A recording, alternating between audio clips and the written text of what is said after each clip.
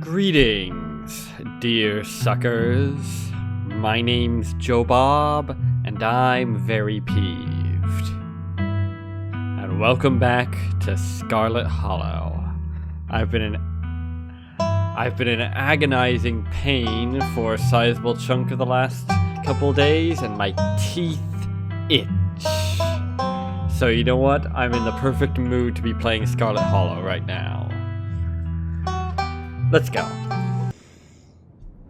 Okay, which of these options are we going to... With Tabitha gone, there's no one stopping you from going into the forbidden wings of the estate. As far as you know, there could be 50 people here right now. Except for the locks and chains sealing them shut. Naturally. Street smart. An insurmountable obstacle for most, but a mild inconvenience for you.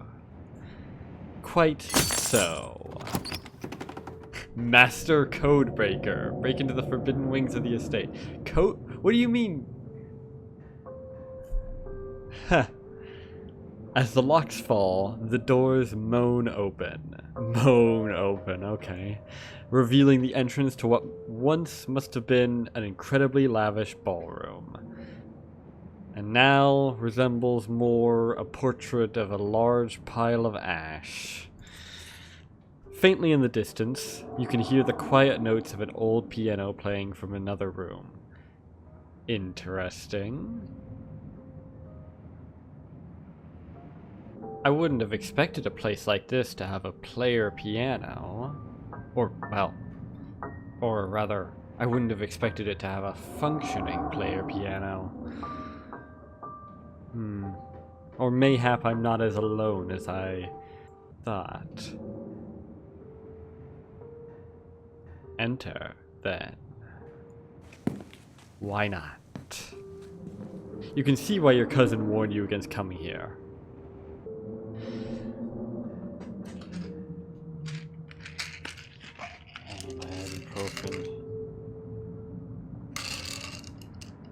Deep gashes tear across the floor, and years of detritus have turned what once must have been a magnificent and open ballroom into a tight and claustrophobic maze.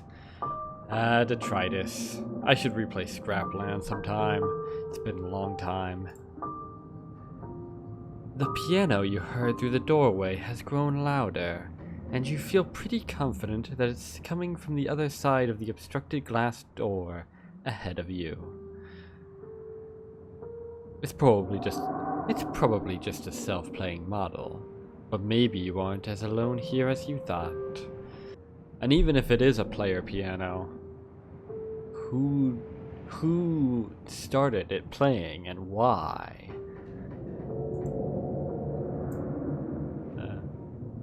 Let's see. Explore. Examine the painting covering the far wall. You make your way over to the painting covering the far wall. It's a family tree. Such as it is. Angry black scratches cover the space where your mother should be. Poetic. Pretty funny looking tree, really. It's more of a,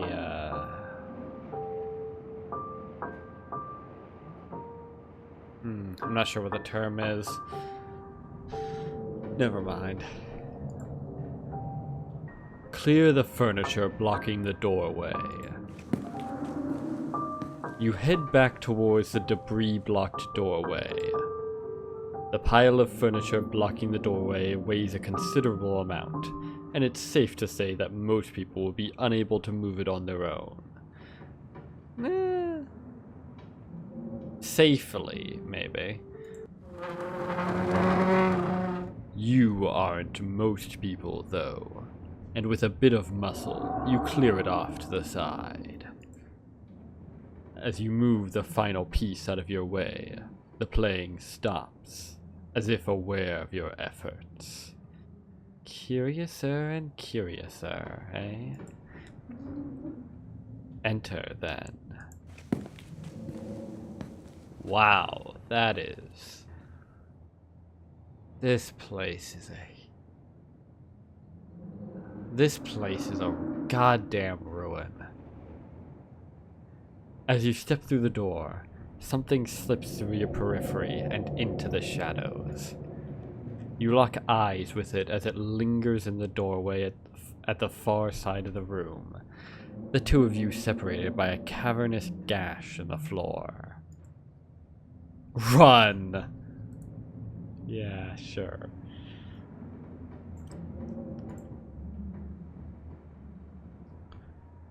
Who... What are you doing here? Playing the piano, obviously. Silently stare. You silently hold your gaze as the presence slinks further into the shadows. I'm guessing... Who are you? Your words hang into the air as the presence slips deeper into the estate. Yeah, I'm guessing all of these options just lead to the same thing.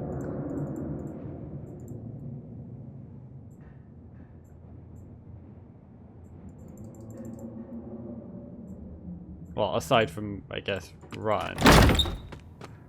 But yeah, okay. Silently stare.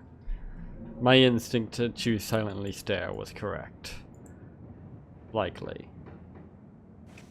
Time to go. Whatever it was you just encountered leaves you wondering just how much longer you should even stay in the estate on your own. Yeah, that's what I'm saying. This place is not fit for habitation in the slightest. A PB&J sounds great right now. Why not? The only things you've had to eat in the past 8 hours were those boiled peanuts you got from that strange young man on the bus. Suffice it to say, you're still hungry. And a PB&J sounds like exactly what you need to take on the rest of the day. You head to the kitchen. You're back in the kitchen, ready to craft a beautiful peanut butter and jelly sandwich. It's not for winning some beauty award, it's for eating. It's a daunting task, given the state of the place, but the aggressive growls of your stomach outweigh your fear of food poisoning. To get started, you'll probably need to find some peanut butter, some jelly, bread, a plate, and a knife. And in a pinch, you can go without the plate.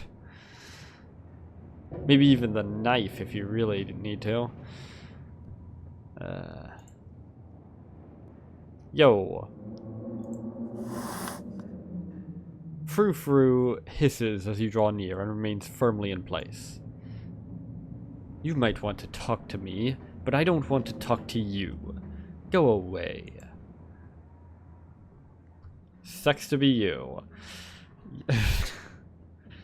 Someone or something was playing the piano in the sealed-off part of the estate. What is that expression? Curiosity killed the cat? Keep poking your head where it doesn't belong, and you might not keep it for very long. Or what do I know? I am only a cat myself. Do you like living here? What a question. So, do you like living here? I despise small talk. Fair enough. Can you tell me about Tabitha? What can you tell me about my cousin?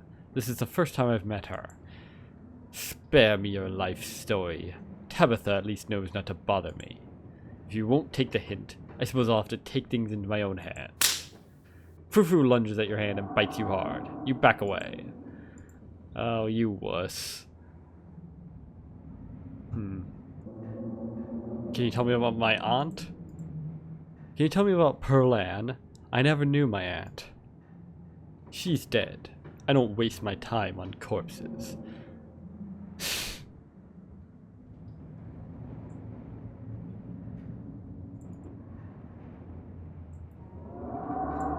Well, okay then. Let's see.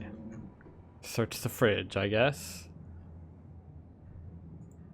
As you approach the fridge, your eyes catch a note taped to the door reading, "Janie, stay out," in all caps. Below it, in separate handwriting, are the words, "Okie dokie." You open the fridge. You already feel a deep urge to wash your hands, even though you have yet to touch anything other than the handle.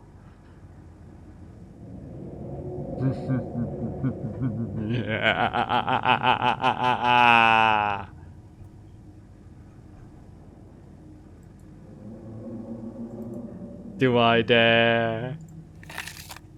Tabitha explicitly told me not to do this, you think to yourself, as you reach for a pint of banana chocolate chunk.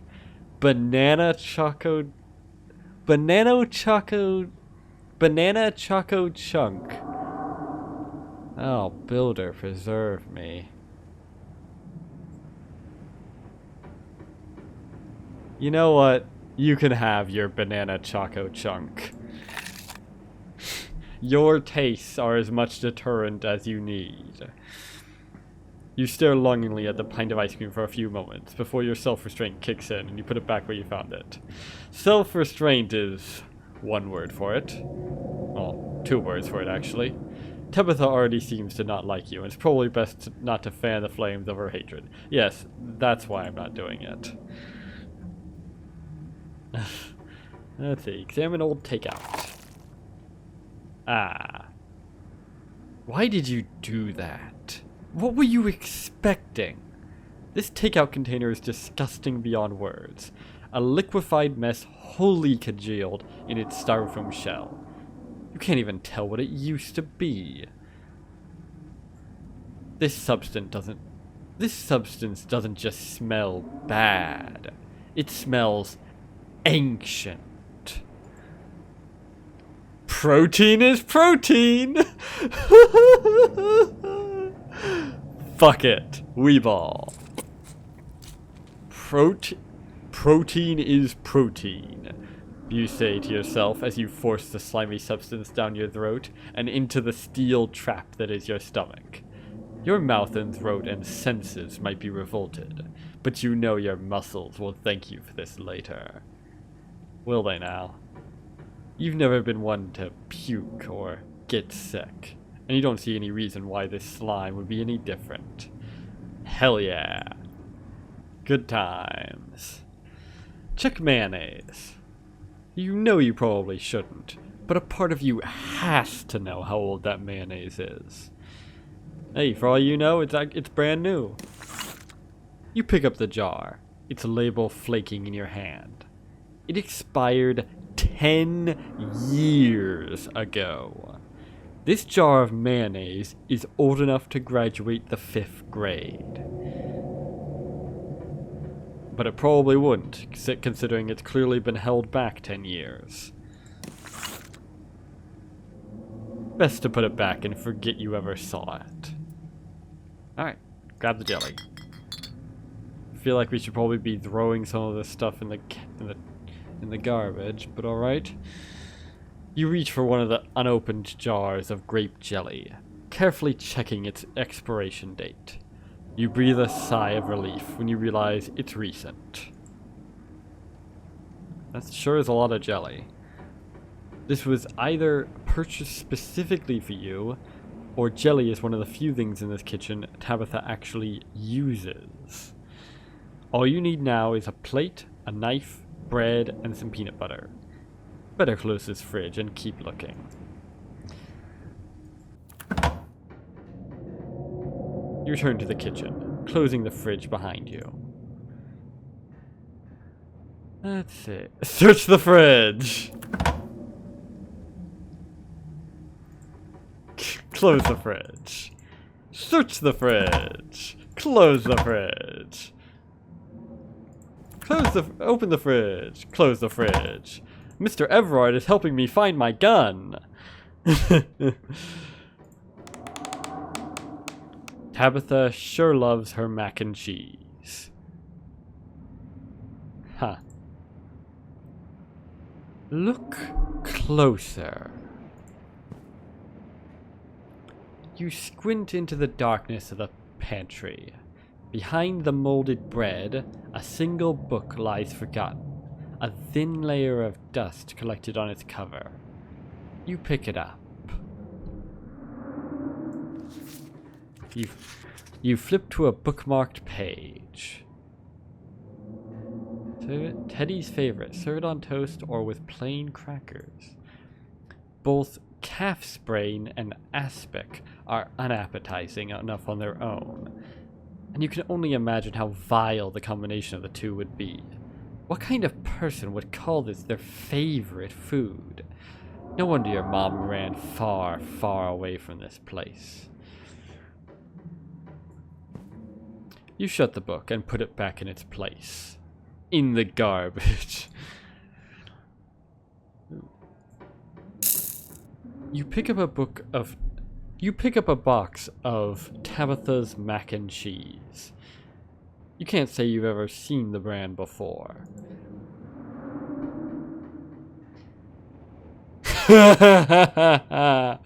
Empty the box and stuff it with the dead mouse on the shelf. This is a plan with neither flaw nor any possibility of error. You weren't sure what force of chaos compelled you to do this, but it's done. You close the box and tuck it far back behind the others. What force of chaos? I am the force of chaos.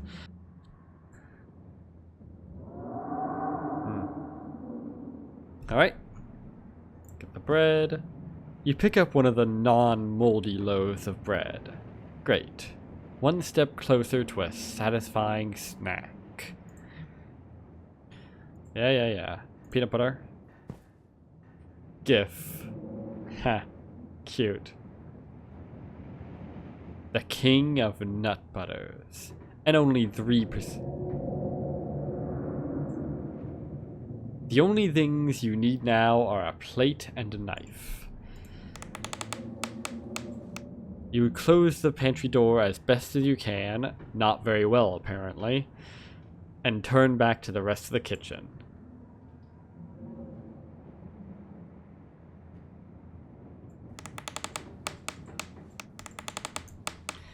Just making sure. Alright. This cabinet must be where Tabitha keeps the dishware, and, oddly enough, the utensils.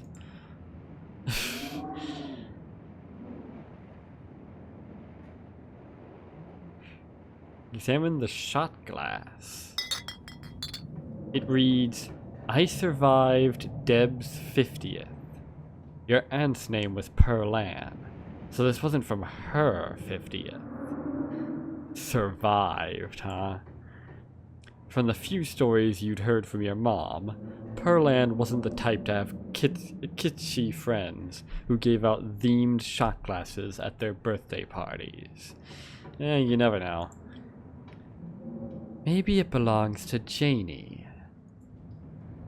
You imagine she might need an alcoholic beverage to get through cleaning this place, especially with Tabitha's sour face peering over her shoulder. Mayhap. It reads, I was blown away at Blowing Rock, NC. So your aunt and cousin actually traveled sometimes. Unless that's also Janie's.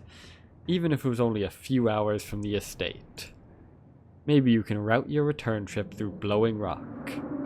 What a name. It might be nice to see the local sights before heading home. Grab a bowl. Moth trap. Do not touch. You reach for the bowl, but as you pull it down, a blend of vinegar and dead moths splashes onto you, immediately staining your shirt. On the back of the bowl is a note that reads, Moth trap, do not touch. Whoops. Well, that's just poorly thought out. Ha. Idiot. Ah, yes, I'm silly me for not reading the note that wasn't even visible. Your shirt is now unpleasantly wet. You'll probably change it into something clean before you leave the house. Okay. Grab a plate and butter knife. How much you want to bet that whether or not you grab the mothball is the key to everything? Alright, grab a plate and a butter knife then. You grab a plate and a butter knife. That's what I said. This is the last ingredient you needed to make your PB&J. Ingredient is a strong word. Time to get to work. Alright, you close the cabinet and look back to the rest of the kitchen.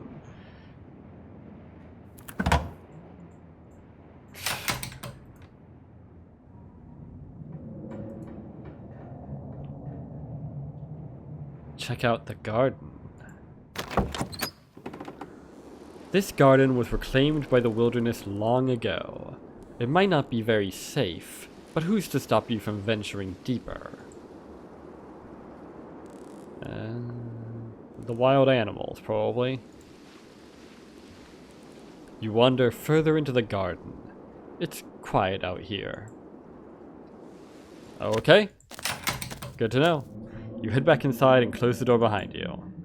Alright, make that PB&J.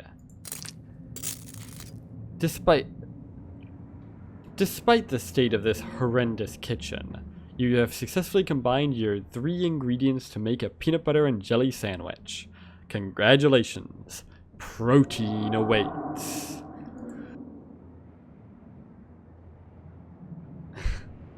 A job well done. Looks terrible, but that might just be the art style. All of that hassle, and it took you less than a minute to eat. The rest of the day lies in front of you. Alright. Congratulations. You've eaten and have a full day ahead of you. What do you want to do next?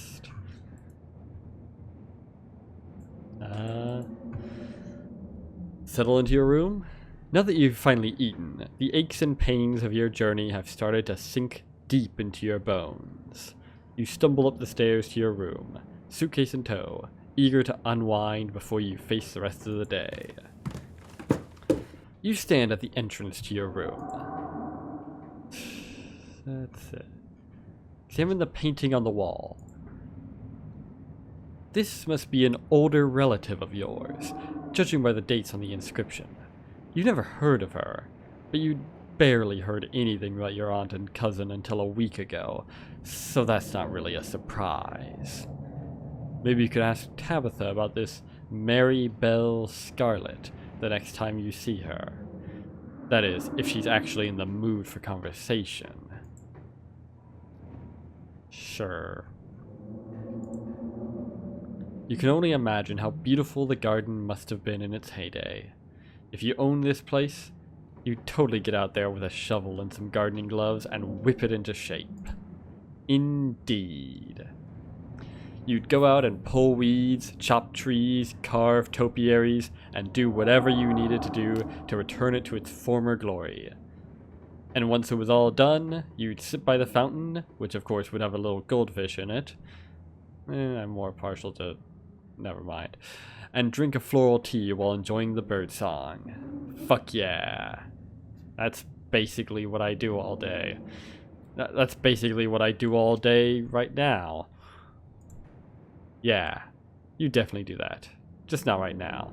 Well, yeah, you're only gonna be here for like a week. Why put all that work into something you won't even reap the benefits of? That will be daft. Let's see. You can see why your cousin said you should put your clothes in the dresser instead of this closet. Besides the fact that... oh, there must be decades of family history stacked up in here. Pick up the doll. Yep, this can't possibly go horribly wrong. Of course you're sharing a room with a creepy doll. You pick it up to examine it more closely. Its foot reads, "Property of Alexandra." No need to carry this around with you. You don't know that. Put your spare clothes in the dresser. You drag your suitcase over to the dresser and open the bottom drawer. An opossum lurks within. It is quiet but angry. Of course. What did I fucking expect? How long has that been in there? How did it get in there? Is it capable of opening the dresser? And can it do that from the inside, or did it trap itself in there? Or is there like a hole in the back? Afraid!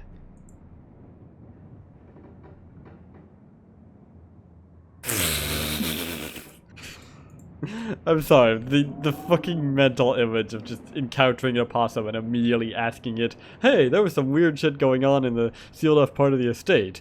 Do you happen to know anything about that? Like you're interrogating this fucking suspect or something. I friend, no hurt. I friend, I no hurt. Afraid! What are you doing in my drawers? Warm, dark. The fuck is that face? There was a piano playing in the sealed off part of the estate. Do you know who or what was playing it? Do you even know what a piano is? I mean, I assume the way I'm speaking to these animals translates these concepts. Otherwise, I don't know how the fuck it would work. So surely I would be communicating the concept of a piano, not just the word. The opossum shivers. Bad place. Not safe. Dustin no visit. Dustin, huh? Shit, it's frozen. Okay. Can you tell me about the human who lives here? Which human?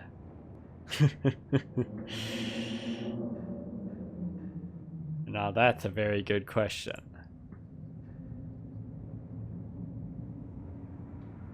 Perlan died. Only one human lives here. You hope?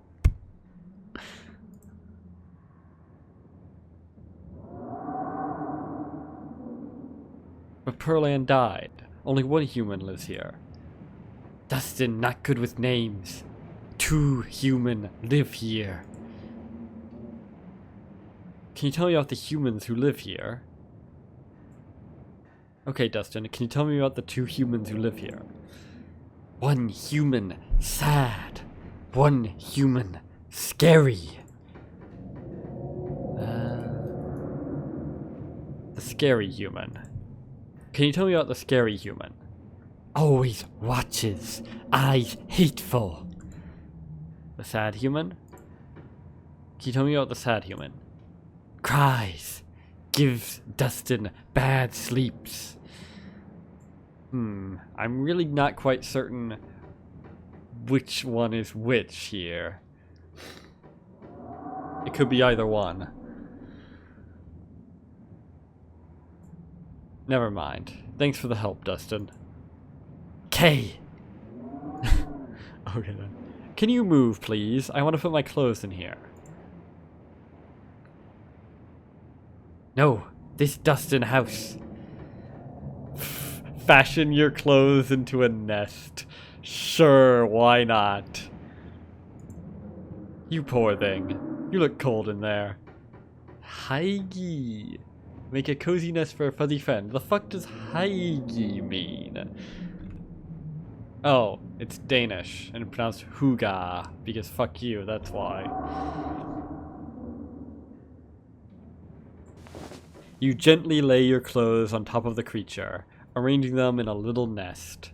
Dustin closes his mouth, somewhat more at ease than before, and looks up at you with his shiny black eyes. Human is kind to Dustin. Dustin will remember this.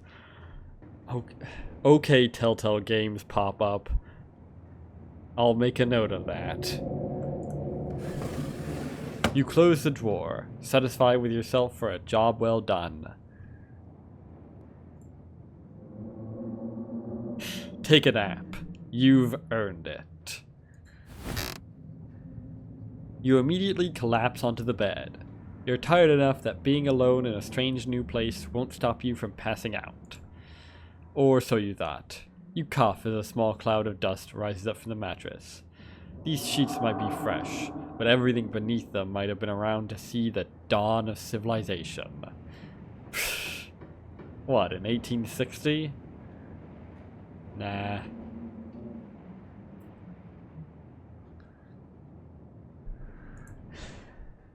You try to settle in, but the bed is lumpy in strange places, and you can feel the springs pressing through the fabric. You might be tired, but you're far from tired enough to get in more than a few minutes of uncomfortable napping. I've never been much of a napping sort of person anyway. That's enough. It doesn't seem like there's much else for you to do right now. It doesn't seem like there's much else for you to do here right now. Might as well head to town. You do realize that when you hit the town, there's a good chance the town's gonna, you know, hit back.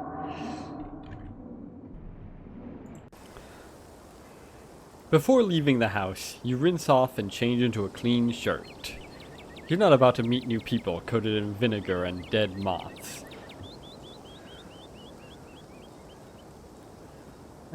Urban Explorer. Explore every room of the estate before going to town in episode 1. Neat. Good to know. If you'd have known you'd wind up having to walk all the way back to town, you probably would have just asked Tabitha to leave you at the bus stop, especially with how unhappy she seemed to see you. If only you could wipe the slate between the two of you clean and bury some of the tension. Though maybe her mother's funeral isn't the best time for something like that. You'd be surprised. Then again, maybe it's the perfect time. Exactly. That's the spirit.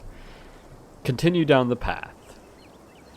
Literally or metaphorically? Both, I guess. It's really pretty out here. Is it? Kinda ugly looking, I'll be honest. How close? I can't even tell how close they're supposed to be, honestly. Perspective is kinda off. Continue down the path. Finally, you made it back to town. There's going to be some really dramatic thing in like Act 5 or something where you have to go along that path specifically, probably, or something along those lines, and it'll have the repetition of continue down the path repeatedly, but it'll actually mean something very different, very much more meaningful. I can already tell. The Huller, as that guy on the bus called it, has probably seen better days. Hasn't it all? It still has the feeling of an idyllic country town, but its sidewalks are cracked and many of the storefronts are boarded up, their windows dusty with age. A chill breeze sweeps down the lane, and you shudder, suddenly feeling as if you're peering into a grave. A grave? No, just a rotting corpse. Hi. Gretchen! Excuse you? I was reading that. Gretchen, come back! Quit bothering strangers! Why, I do declare, who is this gorgeous stranger? And why does he smell of peanut butter? Fuck you, that's why. Oh, I haven't seen you around here before. The young woman is noticeably flustered by your appearance. It's a phenomenon that you, as a hot, are all too familiar with. Sorry about Gretchen. She can be very slippery when she wants to be. Hope she didn't scare you. It's nice to meet you, Gretchen. I'm Joe Bob. Now, what voice do you give to the dog? My oh my, I can't remember the last time I met a newcomer who was so wonderfully polite. It's a pleasure to make your acquaintance, Joe Bob. Huh, that's a funny way to introduce yourself. I'm Stella. It's not often I see a strange face up in the holler. Every now and then there's a new crop of coal folks, but you don't look dusty enough for that. You aren't in town for the funeral, are you? The Scarlet funeral? I wouldn't be caught dead at a funeral. Nice. Nice try, but I'd recognize those distinguished cheekbones anywhere. That scarlet blood runs thick. He must be Tavi's cousin, right? That's the only person I can think of who would come into town for the funeral. Harsh. Not for the fact that no one else would come, but for the fact that you would think that I would come. Twas a silly idea, and I'm offended that you thought I would make it. Upon mention of your cousin, Gretchen mutters under her breath. One of these days I'll get that Tabitha to pet me. How's she holding up? To be honest, I've been a little worried about her. All alone up in that big house. That really crummy mansion. Let's see. She's in conflict with herself. Whoever I met today isn't the real Tabitha. She's putting on a front, or... mystical and keen-eye. I don't know how she's doing. The real Tabitha's buried under whatever icy front she's putting on. Whoever she is, I don't think many people actually get to actually see that person. She's always been a little rough around the edges. To be honest, it's always been hard to tell if that's just the way she is, or if she's just been putting on an act her whole life. If it's... what's the difference? To think she's been up in that old mansion all by herself. I'm glad you're here. You being in town will probably do her good, even if she doesn't think so herself.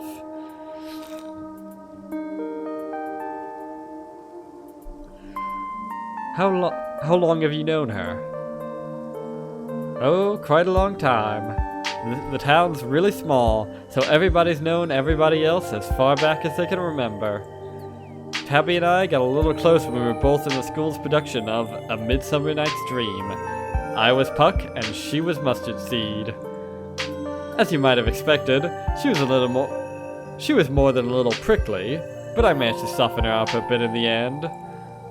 But then she graduated, and that was that. I haven't seen that girl or her horrible little cat since I was middle-aged. Oh, before it slips my mind, if you're staying up in that spooky old mansion, you must have met the Frou-Frou. How does that monster fare?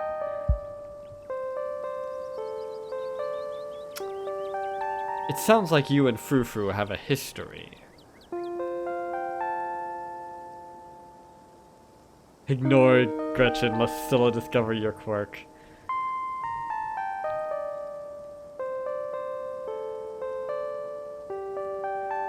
Wait, what?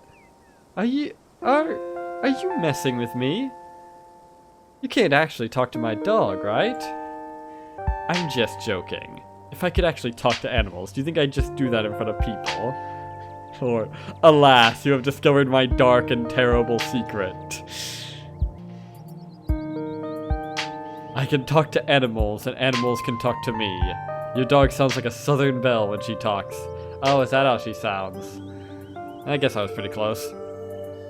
Yeah, of course you're joking. Let's see. You and Stella maintain silent, awkward eye contact. Well, next time you see that devil, please send my regards, and do let her know that not only do I still draw breath, but that I very much still plan to outlive her. Oh, if you just got to town, you must be starving. I was just on my way to the dinner. I was just on my way to the diner for a coffee, and they've got amazing biscuits. My treat. Sure, I literally have no other choice.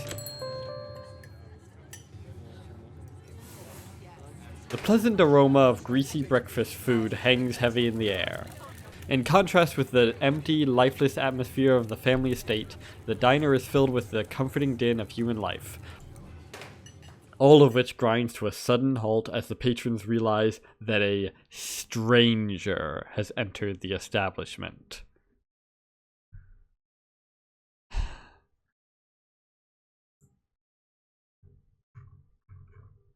Hi everyone, I'm Joe Bob.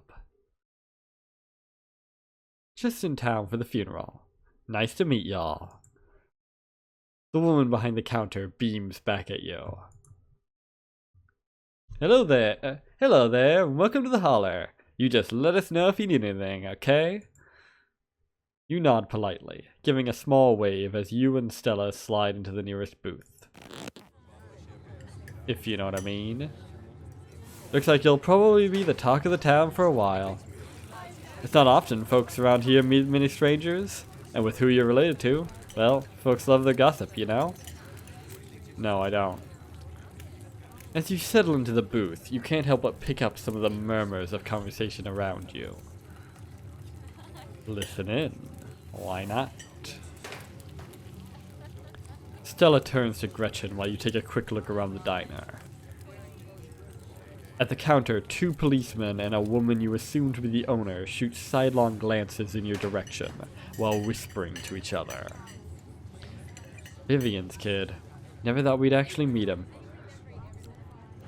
Looks so much like her. I don't know which policeman that was. Oh yeah, those eyes are unmistakable. That haunted look. I always thought it'd go away once she finally got out of this town, but I guess unhappiness was baked into her DNA. Or maybe we just have odd-looking eyes, you know. My oh my, he wears it well, don't he? That he does. A young mother and her syrup-stained child sit at the table across from you. Mommy? Who's that? Don't stare, Tulip. That's Miss Tabitha's cousin. Oh. Wow, he's way beautifuler than Tabitha. Shh. You shouldn't say such things. It's not very nice. Now, are you going to finish your pancakes? They're almost cold, Sweet Pea, and we've got to get home to help Daddy. In the far back corner, a man sits alone at a small table, sipping coffee and reading a paper. Yes, the coffee that's clearly there. Also, that guy looks weird because of the options thing. Funny how the options menu is so often represented by gears. Clearly, this is a rather grim sign that the mechanists have infiltrated the game industry. Distressing. Why are the strangers who wander into town never gorgeous blonde ladies of an appropriate age? Why is it always coal boys, punks, and whippersnappers? Because fuck you, that's why. Lastly, a group of coal miners sit hunched around the corner booth, readily scarfing down heaping plates of food. So that's the boss's cousin. There's that funeral this week, if I'm remembering right, for old Miss Pearl Ann. May she rot in peace. Oh, let the lady rest, Lloyd. One shouldn't speak ill of the dead, no matter how foul they were. Especially before they've been so much as laid to rest. Yes. One shouldn't speak ill of the dead, ever, under any circumstances. If you ever hear someone say, talk bad about Hitler, immediately smack them in the face. If you'd been around in her heyday, you'd be speaking ill too, Tommy. He's right. Nastiest woman I ever met. That Tabitha is a blessing compared to her. Curse the whole lot of them. May every Scarlet burn in hell. That's enough of that. Hey Stella, I went ahead and fixed you up a coffee. They gracefully place a cup of specially brewed coffee in front of Stella. Oh no. Ah, shucks. Thanks, Avery. And here's some bacon for the little lady. For me. Gretchen sniffs the bacon and digs in. Tip, you can hit the H button on your keyboard to hide the text box at any time. No, I don't think I will. Anything for you, darling? Isn't bacon bad for dogs? I mean, yeah, it's not good in general for dogs or humans. Let's see. Stella said she's buying, so I'll have one of everything, please and thank you. How about we start with some biscuits and coffee? No problem. Avery pours the fragrant brew into the empty mug in front of you. They linger after pouring your coffee, turning to you nervously. Coffee. A vile beverage. Oh, and I'm, sorry for your loss. One of everything, huh? Had to try. I guess you don't build muscles like that by dieting. No siree, Bob. Anyway, the funeral's not till Sunday, right? That gives you quite a bit of time to slum around town.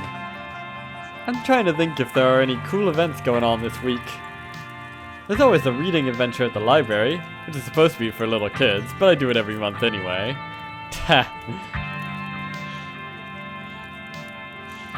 Oh, and I'm pretty sure Avery threw in a party Saturday night, so that's a fun thing to look forward to.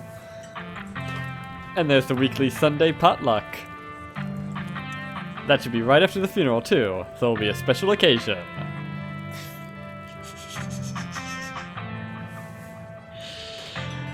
Made with fresh ingredients, I imagine. Just... I'm sorry. Oh, I'm sorry. Did you say reading adventure?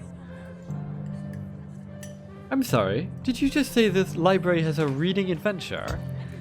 Haha, yeah. Oscar's all about keeping things on theme.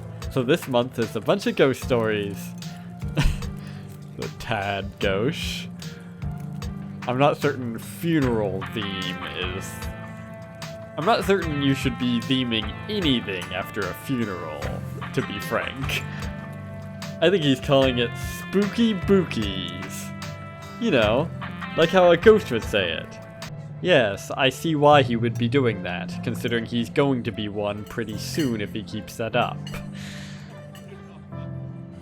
Never mind, I'm not excited anymore. Oh my god. That's perfect. Just perfect. Cool. We should check it out this week. But it's really just an afternoon. Any idea what you want to do for the rest of the week?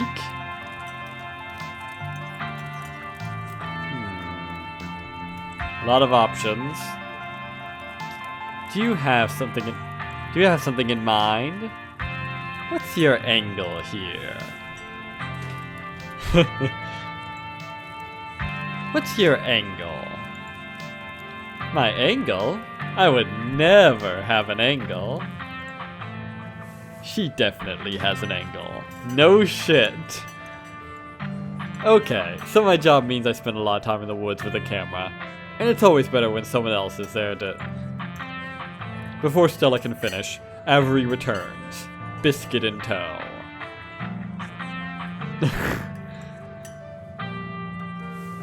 I sure hope that's steam and not stench.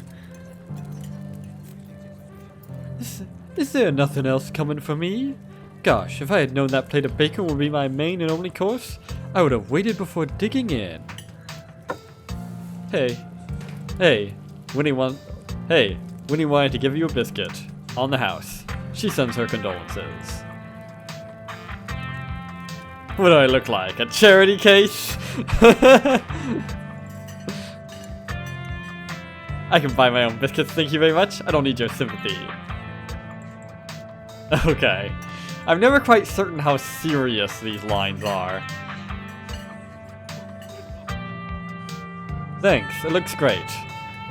Thanks, Avery, it looks great. Mystical. You pick up the biscuit. It's so delicate and fluffy. It nearly crumbles at your touch. Buttery warmth emanates from its surface. You don't even need to taste it to know that it is good. Divinity given buttery form. Thanks, Mystical. Very cool. You take a bite. It melts in your mouth, as if it was nothing but butter suspended in a thin matrix of dough. Truly, this is a perfect biscuit. Okay, stop ejaculating about it. I've had better!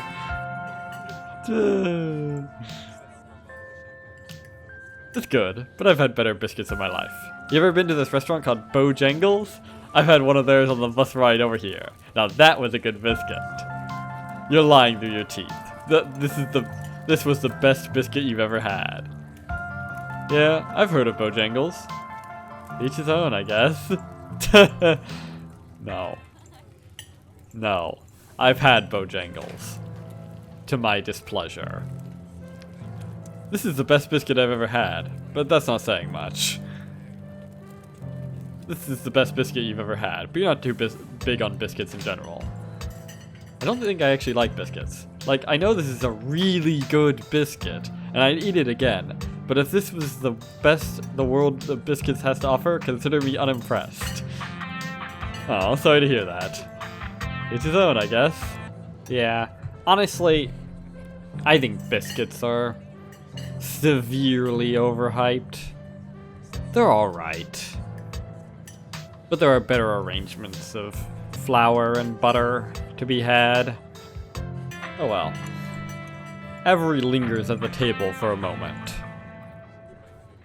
So, has Stella mentioned she's famous? Oh, Avery, I'm not famous.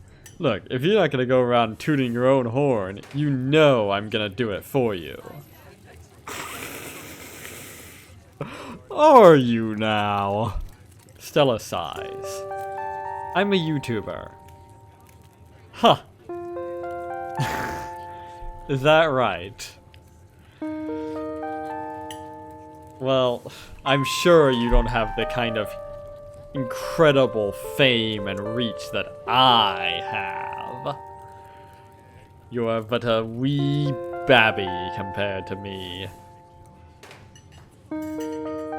Ugh, you and everyone else. What kind of videos do you do? Hey, the cool part wasn't part of that option. She hunts cryptids.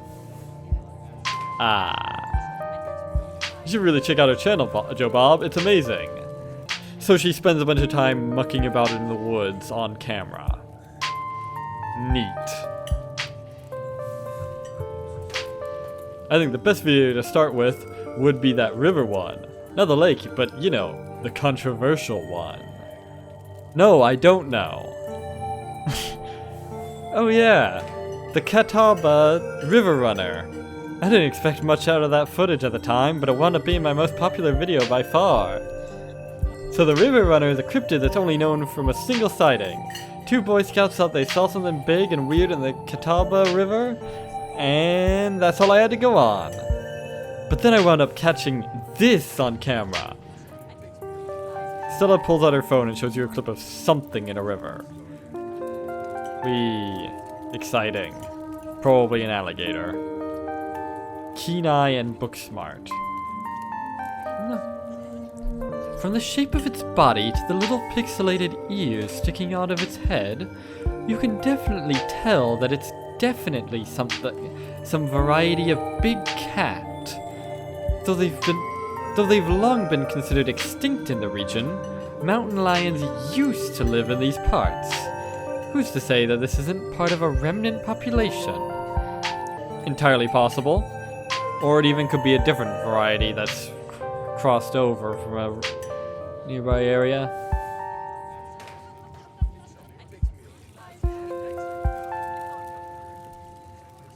Probably not an alligator then. Some folks said it was a beaver, but if that was the case, it'd be at least twice the size of any beaver I've seen. Yes, I've often heard women say that to me. I also had people saying it was a dog, or even a capybara that must have escaped from a local wildlife sanctuary. It was a mountain lion. I could smell its stink from miles away. I'm still not sure what it was, and I'm the one who saw the thing with my own 2 eyes. Gretchen thinks it's a mountain lion. Oh, this is great. Talk to animals, it's a mountain lion. Keen eye and book smarts, it's a mountain lion. Talk to animals. Gretchen thinks it's a mountain lion. Keen eye, it looks like a big cat. Book smart, maybe it's a mountain lion. I think it might be a mountain lion, guys. See, this is the kind of good shit that you don't get to see in any other playthrough. Just the sheer fucking pile-on. Oh, what a beautiful sight. Makes me wish I was playing Disco Elysium again. Just imagine seeing that sort of pile-on happen, but the traits have actual fucking personalities to them. If only my fucking computer would work. It's a mountain lion. It's a mountain lion. You can even kinda make out its little kitty cat ears. And this used to be part of their natural range. Maybe you're looking at part of a remnant population. No way. Okay. I did a whole video on the Appalachian mountain lion and found jack squat. There's no reason one would be swimming in the river like this. They're not fans of water. I mean, you'd be surprised. And it's too short to be a mountain lion. No way. I don't know, those all sound like specious arguments. Certainly it seems more likely than some cryptid thingamajig. Heck, maybe it's a fucking were lion. Maybe someone around here is some kind of were lion thing, or were mountain lion. That seems eminently plausible. Personally, I'm a fan of the capybara theory. Sure, it's not like any of the local sanctuaries were missing one, but there's always people keeping exotic animals as pets. Kind of a sewer gator type situation. Haha, exactly. Some exotic pet owners set it free and now will forever roam the Catawba, confusing Boy Scouts and YouTube commenters for years to come. Yeah, that seems a lot more plausible than a mountain lion. I wonder... Hang on.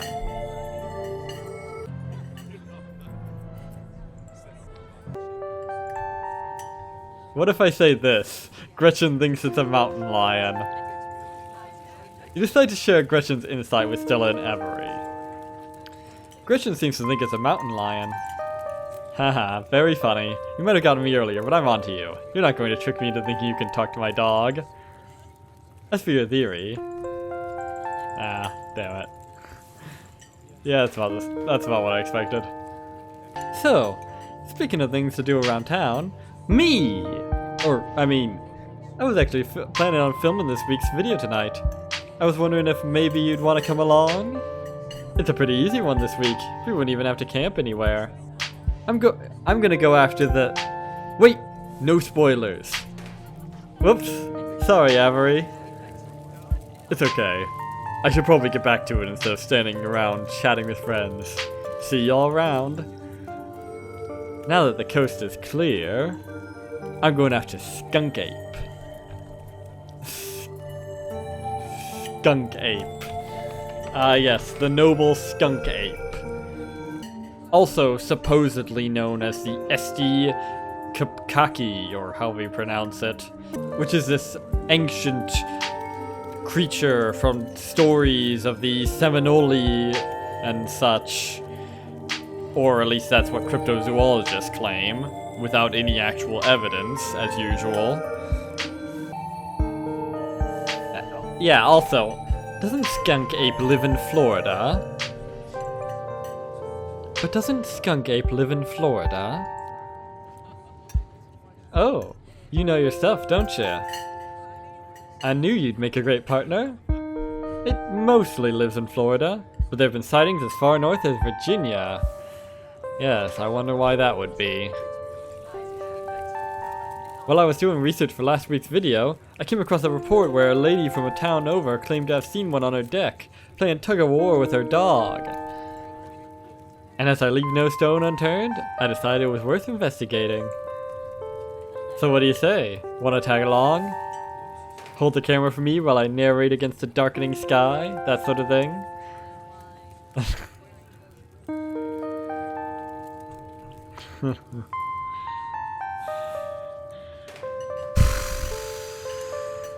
Sure, I literally have nothing better to do with my time.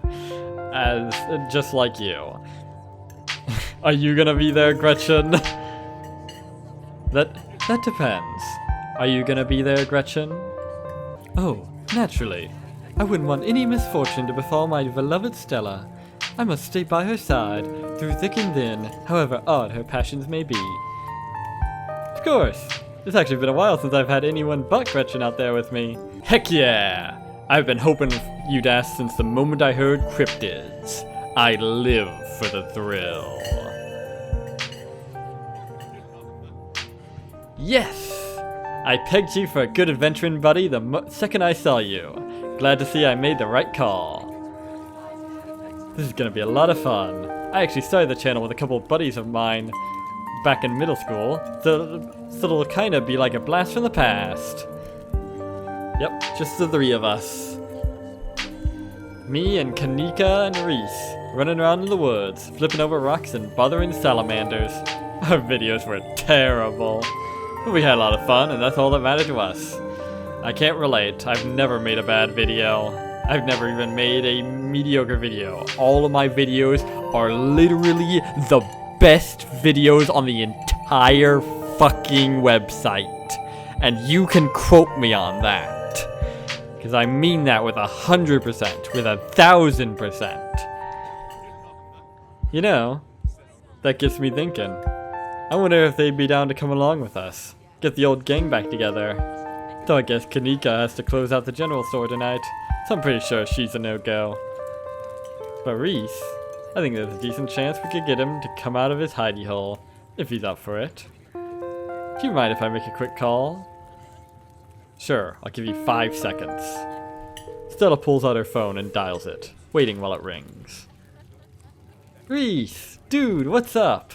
Feels like it's been forever. Oh man, sorry to hear that. Do you want me to come by, or? Okay, if you're really sure, but if you change your mind. Oh, I was just calling to ask if you want to come out to the woods tonight. I met somebody cool in town today. He's Tabitha's cousin. I know, yeah, just here for the week. Anyway, we're going out to look for a skunk ape. We could take the easier trails if that would help. Dang, man. That sounds awful. I hope you take it easy tonight. I'll swing by sometime this week, and we can have a more low-key hang. How's that? Yeah, I'll bring him. Talk to you soon. Bye, bud.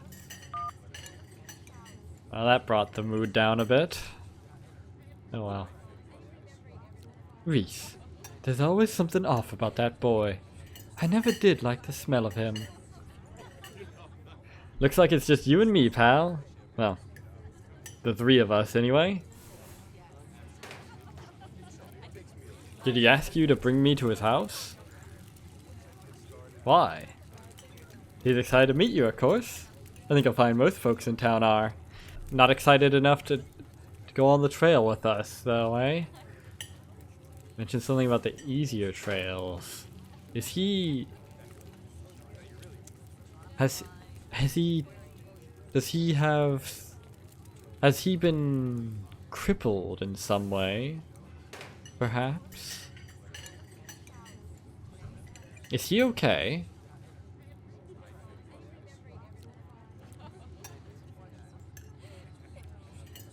He's not feeling well, that's all.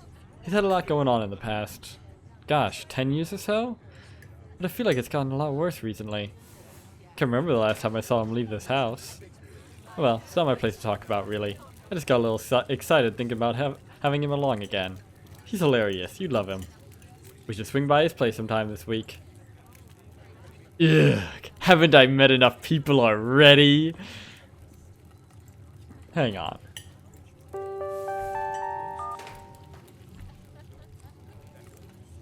Are you okay? Me? Yeah, I'm fine. I'm more worried about Reese.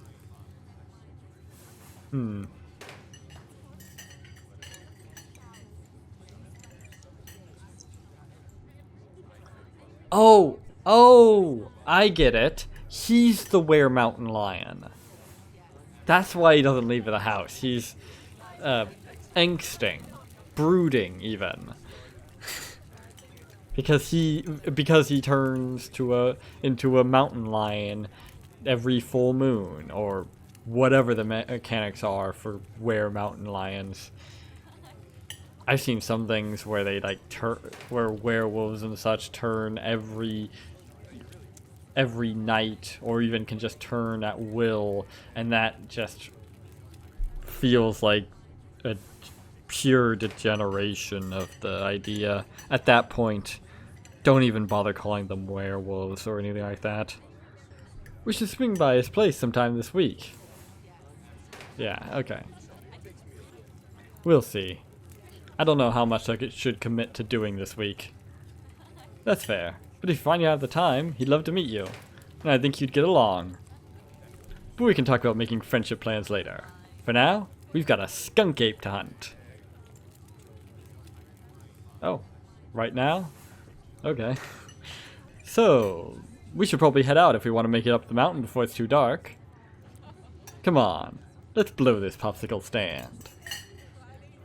You pause before getting up. Maybe it's time to make a good first impression. Leave a tip. Leave a generous tip. You can't afford to leave a tip. Don't leave a tip. You didn't even spend any money. Oh yeah. Come to think of it, someone else paid for us. Who was it again? It's not like you asked to come to this diner, or asked for Avery to stand by and chat with you and Stella, and on top of that, you didn't even pay for any food. So why should you leave a tip? What is there a tip for? Not to mention the whole institution is utterly backwards and nonsensical. You get up from the table guilt-free as Stella pulls out a 5 and lays it on the table. Thanks for the coffee, Avery. See you later. She turns to leave the diner, and you follow close behind. As the people behind me spit upon the very ground that I walk upon for being such a vile, evil bastard. I'm only barely exaggerating some people's attitude to that. No, but most people just don't like having their dogma questioned. Okay. Ooh, that's a nice screen to end on. I should make that the thumbnail for the next video. And speaking of which, time to end this one. It's long enough as it is. So yeah, next time we'll be hunting some cryptids then. Good times. So until then, I have been Joe Bob, and I'm very peeved. And remember, dislike the video, unsubscribe if you're for some reason subscribed, and leave a nasty comment in the comment section down below. Fuck you all so much for watching, and so long, suckers. You're gonna be okay, kid.